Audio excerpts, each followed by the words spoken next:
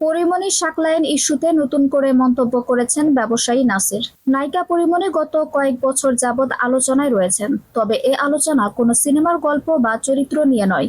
এই আলোচনা তার ব্যক্তিগত কর্মকাণ্ড নিয়ে। সম্প্রতি তার কর্মকাণ্ডে চাকরি হারাতে যাচ্ছেন অতিরিক্ত পুলিশ সুপার গোলাম শাকলায়ন। আলোচিত বট ক্লাবের সাবেক কার্যনির্বাহী কমিটির সদস্য ও ব্যবসায়ী নাসির উদ্দিন মাহমুদের দায়ের করা হত্যা চেষ্টার মামলায় গত 25 জুন আদালতে আত্মসমর্পণ করে জামিন পেয়েছেন পরিমণি। একই দিনে দুপুরের দিকে প্রকাশ্যে আসে পরিমণির সঙ্গে অবৈধ সম্পর্কের জন্য চাকরি হারাতে বসেছেন অতিরিক্ত পুলিশ সুপার গোলাম শাকলায়ন। এবার পরি শাকলায়নের বিষয় নিয়ে গণমাধ্যমে কথা বললেন ব্যবসায়ী নাসির উদ্দিন মাহমুদ। তিনি বলেছেন, পরিমণির সঙ্গে গোলাম শাকলায়নের আগে থেকেই সম্পর্ক ছিল, অর্থাৎ নাসির উদ্দিনের সঙ্গে পরিমণির ঘটে যাওয়া ঘটনার আগে থেকে অভিনেত্রীর সঙ্গে সম্পর্ক ছিল শাকলায়নের। নাসির বলেন, আমাকে যখন গ্রেপ্তার করা হয় তখন ডিবি থেকে শাকলায়নের আসার অনুমতি না থাকলেও স্পটে দেখা গেছে তাকে। বেশ উৎফুল্ল ছিলেন তিনি।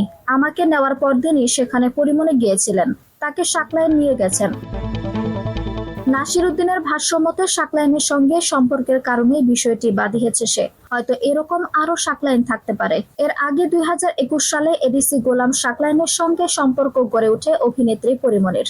ওই সময় সোশ্যাল মিডিয়া সহ বিভিন্ন প্ল্যাটফর্মে 1 মিনিট 39 সেকেন্ডের একটি ভিডিও ছড়িয়ে পড়ে।